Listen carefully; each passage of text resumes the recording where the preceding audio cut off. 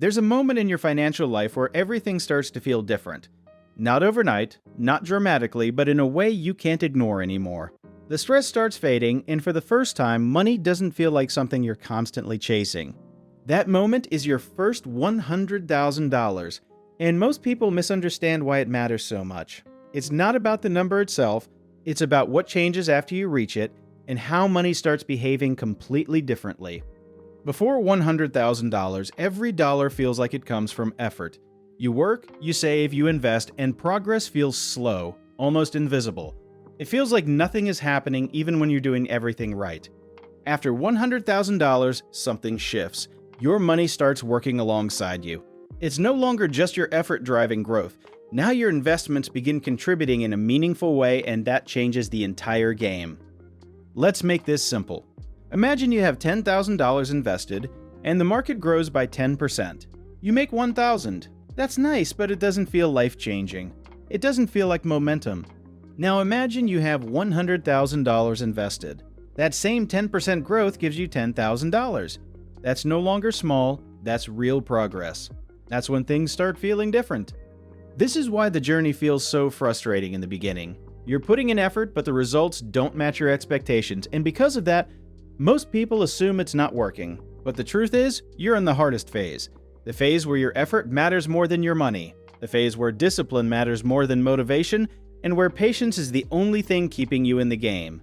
Most people quit in this phase, not because they can't succeed, but because they don't see results fast enough.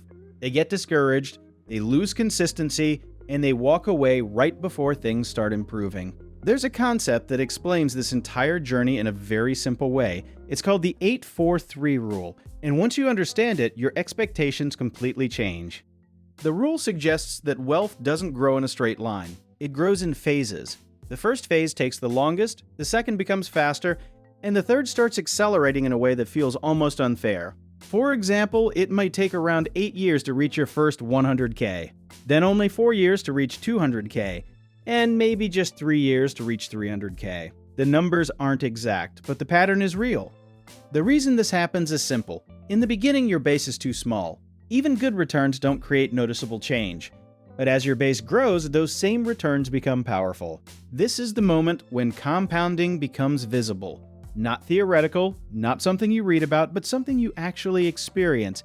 And once you feel it, your entire mindset shifts. You stop focusing on quick wins, you stop chasing shortcuts, and you start trusting consistency because you've seen what it can do over time. But here's the part that matters most. Reaching $100,000 is not about intelligence or luck. It's about behavior. It's about showing up again and again even when nothing seems to be happening. Because in the beginning, progress is invisible, you're building something that hasn't shown results yet, and trusting that process is what separates people who succeed from people who quit. Now let's go deeper, because this is where things start getting interesting. Most people think the goal is to reach 100K, but that's not the real goal. The real goal is to become the kind of person who can reach 100K, because the habits you build on the way there are what actually matter. The discipline to save, the patience to invest, the ability to delay gratification. These are the real assets you're building.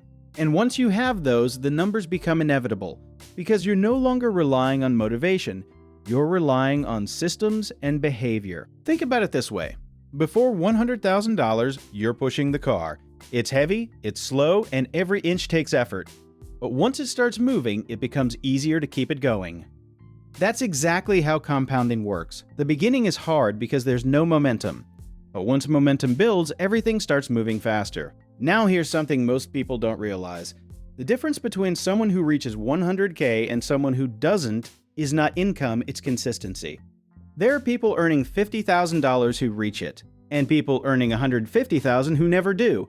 Because income doesn't build wealth, behavior does. High income without discipline leads to lifestyle inflation. More money comes in, but more money goes out, and nothing changes. But disciplined behavior, even with a modest income, creates progress. Slow at first, but real. And over time, that progress compounds into something meaningful. This is where the 8-4-3 rule becomes powerful. It shows you that the slow phase is not permanent, it's temporary. But you have to survive it. And surviving it requires one thing above everything else: patience. the ability to continue even when the results are not visible. Because once you cross that first threshold, the entire journey feels different.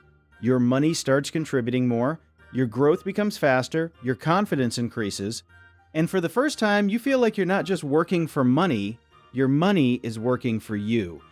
But let's not ignore the reality. Getting to $100,000 is hard. It requires sacrifice. It requires saying no to things that feel good in the moment. It requires choosing long-term stability over short-term comfort. And that's not easy in a world that constantly pushes you to spend.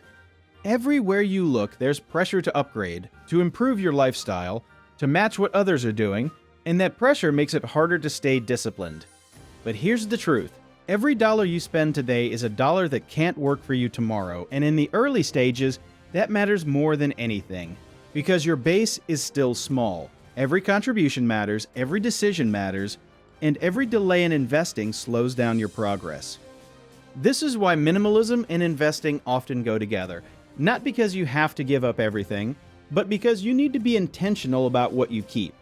When you reduce unnecessary spending, you create space. Space to save, space to invest, space to build that initial $100,000 faster. And once you reach that point, the pressure starts decreasing, because now your money is contributing alongside you. This is also where your mindset shifts from survival to strategy. You stop thinking about how to make money quickly and start thinking about how to grow it consistently. You start focusing on long-term decisions. You start understanding risk better. And you stop reacting emotionally to short-term changes. Because now you have something to protect, something that's working for you, and that changes how you behave. Another thing that changes after $100,000 is your relationship with time. Before, time feels like something you're trading for money. After, time starts feeling like something you can control, because your money is generating value even when you're not actively working. That's the beginning of financial freedom, not full freedom, but the first step toward it. The moment where you realize that your income is no longer your only source of growth. And once you experience that, it's hard to go back, because you've seen what's possible. Now let's talk about why most people never reach this point. It's not because they lack knowledge. Most people already know they should save and invest. The real reason is inconsistency, starting strong and then stopping, making progress and then resetting, getting motivated and then losing focus. And that cycle keeps them stuck, because compounding only works if you stay in the game. Every time you stop, you reset momentum, and rebuilding that momentum takes time. That's why consistency matters more than intensity. It's not about doing everything perfectly, it's about doing something regularly. Because small actions repeated over time create results, and those results eventually become visible. Now imagine staying consistent for years, saving regularly, investing regularly, ignoring distractions, trusting the process. At first, nothing seems to change. Then slowly, things start moving. And eventually, you hit that 100K mark. And when you do, everything changes. Your money grows faster, your stress decreases, your confidence increases, and your options expand. You're no longer stuck in survival mode. You're moving towards something. And that's what makes this milestone so important. It's not the amount, it's the shift. The shift from effort-driven growth to system-driven growth. From working for money to working with money. And once you experience that, you realize something powerful. You were never stuck because of your income. You were stuck because you hadn't reached the point where the system starts working. And now that you understand this, your approach changes. You stop chasing shortcuts. You stop comparing yourself to others. You stop looking for quick results. And you start focusing on the one thing that actually works, staying consistent long enough for compounding to take over.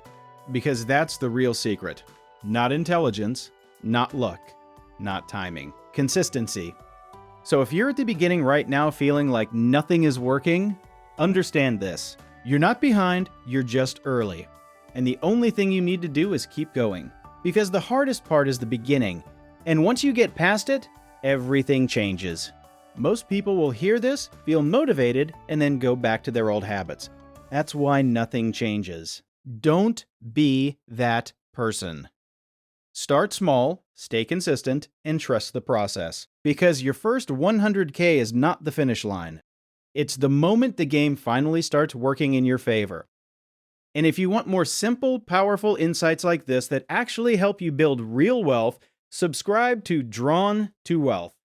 Because money isn't complicated, but staying consistent long enough to understand it is where most people fail.